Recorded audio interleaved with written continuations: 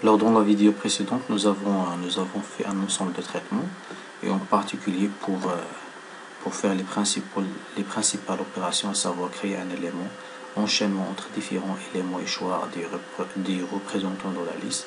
Et ensuite, nous avons mis en place une procédure pour afficher le contenu d'une liste.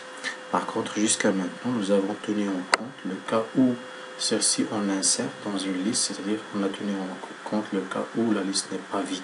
Si la liste n'est pas vide, alors nous avons montré que si on souhaite insérer à la fin, alors après affichage de nouveau contenu de la liste après insertion, donc il affiche tous les éléments. Par contre, maintenant nous allons traiter le deuxième cas, c'est-à-dire si ma liste initialement est vide. Autrement dit, si la liste est vide, alors elle pointe sur nul et ne pointe sur aucun élément. Donc elle pointe sur nul. Alors on va voir si mon L est initialement à nul, est-ce qu'il va réellement insérer les éléments. Alors le problème se trouve dans quel niveau. Donc c'est ici on va essayer de mettre c'est-à-dire L égale nul au lieu de E1, donc on va mettre L égale nul. Donc mon L, après ce traitement là, on va essayer d'afficher la liste dans un premier temps parce qu'elle va, donc il n'y aura pas de problème dans l'affichage de la liste. Donc on va faire un affichage 1. Un affichage 1, il ne va rien afficher. Et par la suite, nous allons essayer d'insérer. Donc on va essayer insertion. Donc on va essayer de faire insertion. Donc insertion dans la liste. Et insérer à la fin l'élément L. Dans le L, on va insérer E6, sachant que L, maintenant, elle est nulle. Donc on va déjà exécuter ça et on va voir qu'est-ce que ça va donner. Donc jusqu'à maintenant, si vous avez remarqué, il y a un blocage dans l'application. Pourquoi? Parce que l'affichage 1, normalement, il n'y a pas de problème. Par contre, dans la procédure insertion, à ce moment-là, on va avoir un problème. Pourquoi? Déjà le problème, on doit le localiser dans notre traitement. Alors le traitement concerne la fonction insertion à la fin. Pourquoi il bug? Alors parce que on va essayer le traitement. De toute façon, on va essayer de trouver l'élément. Alors while P différent de nul. Par contre, P pointe sur L et L, elle est déjà nulle. Donc il va pas entrer dans la boucle. Il va essayer de venir ici. Donc une fois venir ici, il va mettre position flèche suivant et nul. Par contre, la position n'est jamais initialisée. Donc, même si on va initialiser position, on va l'initialiser à quoi? Soit à nul, soit à L. Donc, déjà, position va avoir nul. Donc, si on va mettre nul suivant, on n'a pas le droit. Donc, ceci va engendrer de la même manière, il va engendrer une erreur pendant l'insertion. Donc, comment remédier à ce problème-là? C'est-à-dire, il faut déjà faire un premier test. C'est-à-dire, if L égale nul, à ce moment-là, on sort carrément du traitement, on peut faire return, on sort de la fonction, on va, dans un premier cas, on va rien faire. Alors, juste pour annuler le problème ou pour écarter le problème. Alors, jusqu'à maintenant, tout le traitement, ça passe de manière normale. Par contre, en réalité, normalement, je dois faire un traitement. Au lieu de sortir de la boucle, si ma liste, elle est nulle, alors qu'est-ce que je dois faire? Je dois faire un traitement. Et à la fin de ce traitement-là, je peux sortir. Donc, pour insérer réellement le nouveau élément. Alors, si ma liste, elle est vide, qu'est-ce que je dois faire exactement? C'est-à-dire, mon nouveau élément, c'est lui qui va être le représentant de la liste. C'est-à-dire, c'est L égale à nouveau, égale à l'élément nouveau. Donc, je vais mettre tout simplement, je vais mettre ici L reçoit quoi? Reçoit N. Donc, c'est ma liste. Donc, je vais faire ce test-là pour voir est-ce que ça va donner le bon résultat ou pas. C'est-à-dire, on a affiché la liste avant insertion. Donc, dans le main, on a affiché la liste avant insertion. Jusqu'à maintenant, elle n'affiche rien. Et après insertion, on va aussi afficher la liste, donc affichage 2. Donc, on va voir qu'est-ce que ça va donner. Et jusqu'à maintenant, normalement, elle ne va rien donner comme insertion de résultat. Parce que affichage 1, la liste est vide. On a inséré, on a affichage 2, la liste est vide. Donc, comme si réellement la liste, l'élément n'a pas été inséré. Alors, pourquoi l'élément n'a pas été inséré? Parce que ici, dans le problème, dans insertion fin, donc le problème se trouve ici. Donc, le changement n'a pas été fait. N'a pas été fait réellement. D'accord? Par contre, si on essaie d'afficher ici la liste, afficher L, alors on va constater que localement dans la fonction insert, on a fait l'insertion réellement. Par contre, cette insertion-là n'est pas visible dans la méthode main. D'accord? N'est pas visible après ici. Alors pourquoi? On va voir. Déjà, on va tester est-ce qu'il insère dans le corps de la fonction. Donc on va voir. Alors dans insertion, vous voyez si on affiche la liste, on a très bien l'élément 4 qui est inséré. Parce que ici on crée un élément 4. C'est E6, il représente 4. Donc on va mettre ici 6 pour une meilleure lisibilité de compréhension de l'algorithme. Alors maintenant, pourquoi? Parce que normalement cette adresse-là, parce qu'on a mis dans insertion, on a mis quoi? On a mis L égale à N. Alors le problème, c'est un problème d'adressage. C'est-à-dire la première adresse, ça, le L, il ne pointe pas sur l'élément créé. C'est-à-dire le L, il n'est pas égal à 100, mais égal à toujours, elle est égale à nul. D'accord? Donc, toujours après changement, on va dire, c'est-à-dire, on peut, if L égale nul, alors on peut imprimer, par exemple, print insertion non faite. C'est-à-dire comme si notre adresse dans la fonction d'insertion, elle concerne un autre espace. Donc ici, si vous avez remarqué insertion non faite, pourquoi? Parce que L égale nul. Donc comme si l'insertion n'est pas visible depuis le main. Par contre, réellement, elle est faite. Elle est faite, pourquoi elle est faite? Parce que si nous avons essayé d'afficher, donc on affiche le contenu de L. Maintenant, pourquoi? Tout simplement parce que cette adresse-là, cette nouvelle adresse, L égale à N, elle n'est visible qu'à l'intérieur de la fonction insert fin. Donc on peut ici retourner cette adresse comme première solution. Donc on peut retourner ça et faire ceci. Donc si L est nul, alors à ce moment-là, je peux tout simplement, au lieu de retourner rien, je peux retourner L. À ce moment-là, je peux tester ma fonction pour voir. Et jusqu'à maintenant, normalement, ça va rien donner. Pourquoi? Parce que il faut ici dans l'insertion, il faut mettre L égale. Donc insertion. Voilà. Voilà, maintenant, c'est-à-dire le premier affichage, j'ai pas encore inséré. Pendant l'insertion et dans le cours de la méthode, j'ai inséré 6. Et dans le deuxième affichage, j'ai très bien l'élément. Donc c'était un problème de quoi? Il était un problème d'adresse. C'est-à-dire je ne retourne pas l'adresse concernée. Donc ça, c'est une première solution. Par contre, si je souhaite garder ici le void dans ma méthode, dans ma fonction, je peux, c'est-à-dire ici, garder le void. Et quels sont les... Donc, j'ai pas le droit de mettre return L, parce que ici, le type de return, c'est void. Mais comment faire pour c'est-à-dire changer effectivement le nouveau élément? Alors, déjà, il faut comprendre ça, parce que on ne change pas sur l'adresse, donc le changement est fait sur une autre adresse. Donc, pour ceci, on va essayer de voir ce tableau-là qui montre un ensemble d'adressages.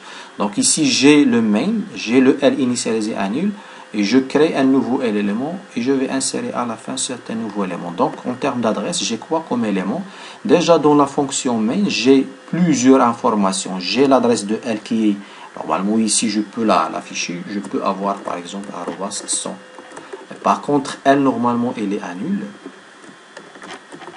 Alors, L suivant, je n'ai pas le droit de mettre L suivant parce que le L suivant, normalement, il n'y a aucune donnée. Donc, je n'ai pas le droit de mettre ça.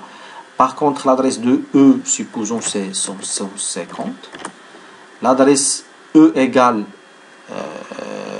ici parce que j'ai un créé. Donc, il va E égale à créer. Donc, il va recevoir l'adresse retournée par la méthode créer. Donc, je peux avoir ici, par exemple, 170. D'accord? Donc E égale à 170. Et initialement, le E suivant, il est initialisé donc créé par la valeur.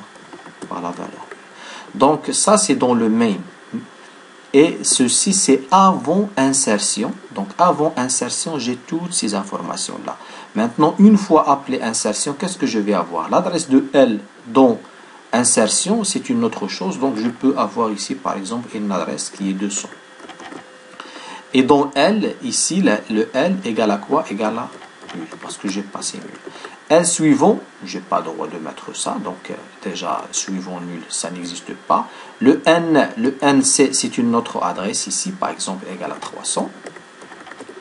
Et le N, normalement, c'est le contenu. Le contenu ici, c'est 170, donc c'est la valeur, donc c'est 170. Et le N suivant, c'est nul. Donc c'est le suivant de cette adresse-là, on a déjà égal à nul.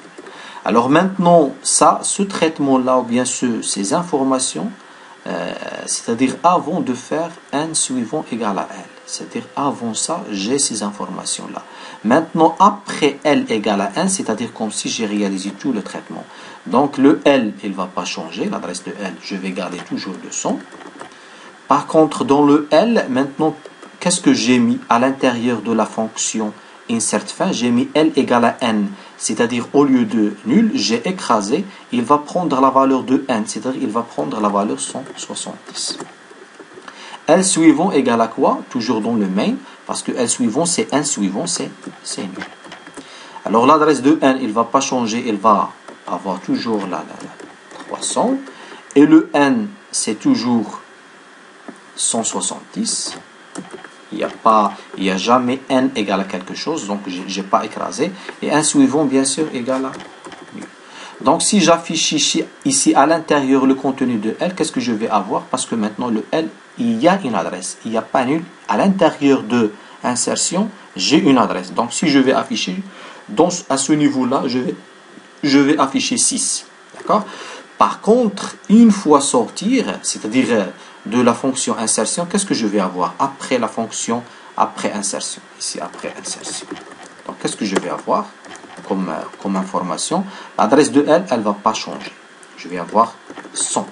Le L, c'est-à-dire le L, j'ai changé, les changements que j'ai fait moi, ils concernent l'adresse 200.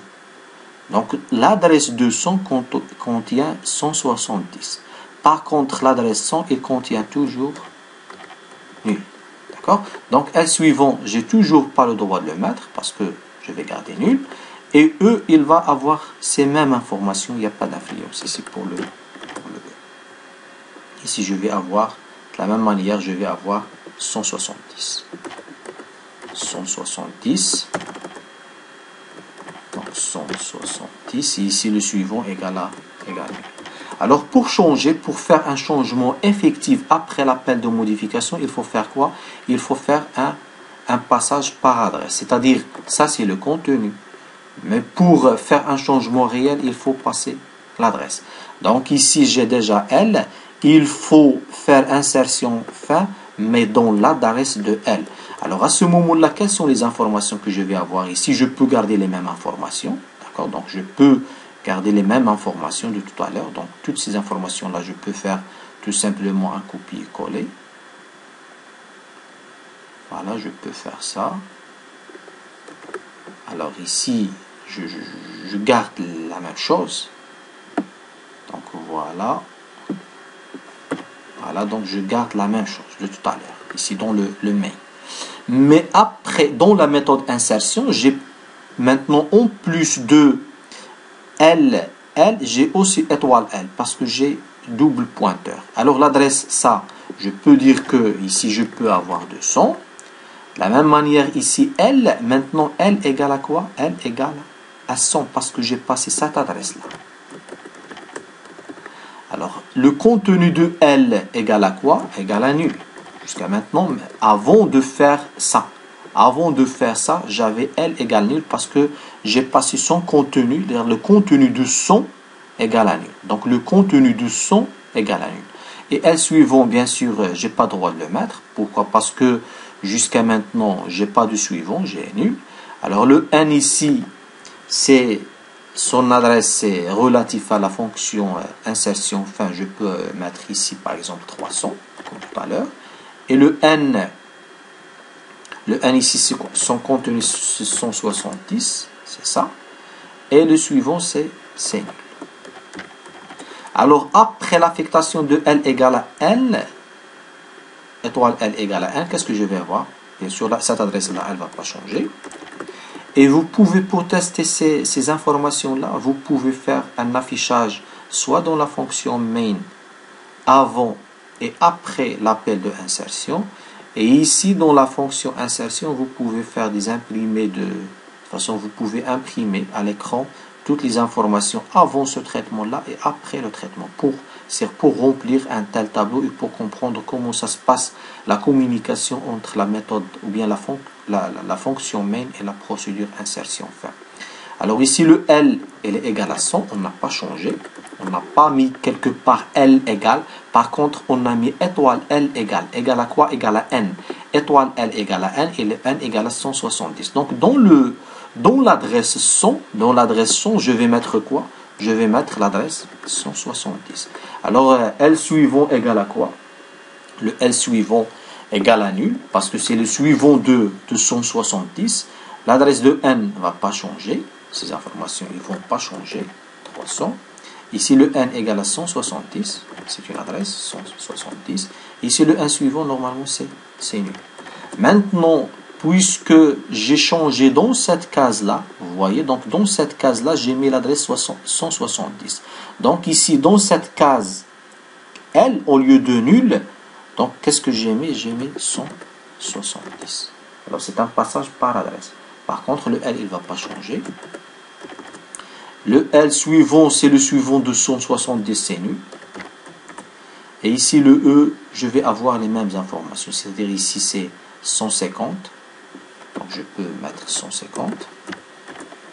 Et ici, dans E, je peux mettre 170. D'accord? Et le E suivant égale à nul. Maintenant, si je souhaite afficher au bout dans la méthode, c'est-à-dire dans la méthode main, je vais faire, c'est-à-dire on va constater que les informations sont changées effectivement. Alors ici, qu'est-ce qu'il faut faire? Il faut faire, dans la fonction, il faut faire ici un double adresse. Donc, if L égale à nul, elle reçoit N. Ici, j'affiche, c'est-à-dire j'affiche ici à l'intérieur, je vais bien sûr afficher le contenu, sinon c'est pas la peine.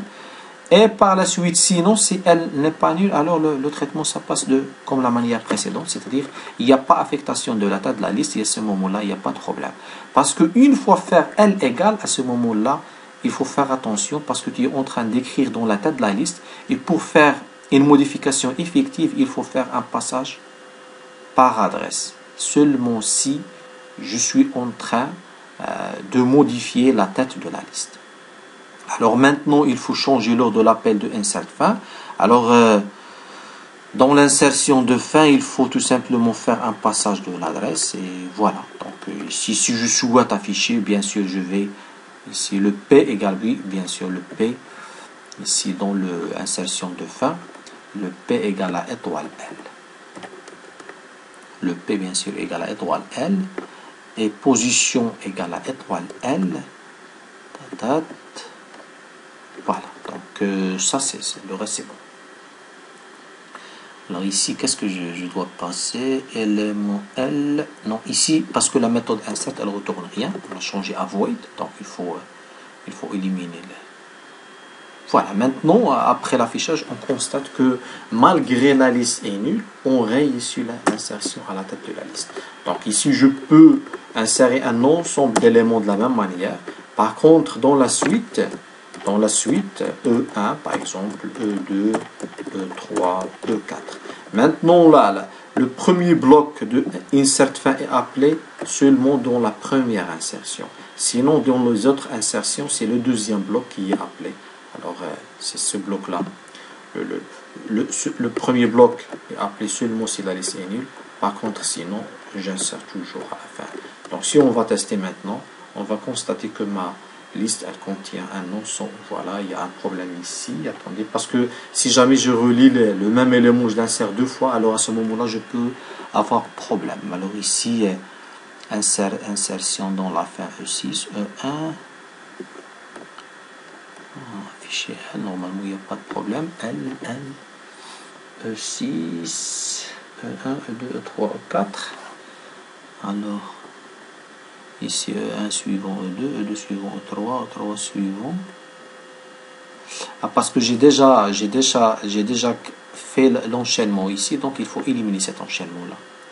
Sinon, tu vas avoir des problèmes de bouclage, c'est-à-dire le même élément, il peut boucler sur le suivant, donc à ce moment-là, tu vas avoir des problèmes.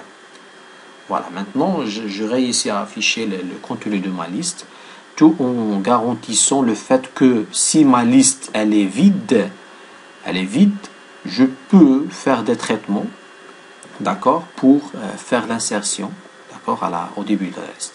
Donc, cette manière-là, avec cette manière, on peut créer un élément et l'insérer à la liste, même si elle est vide. Si elle n'est pas vide, le traitement est classique. Donc, je peux parcourir jusqu'à la fin pour trouver la position et ajouter le nouveau élément à la fin de la liste. D'accord? Donc, ça, c'est en ce qui concerne la création d'une liste chaînée et l'insertion d'un nouveau élément à la fin de la liste.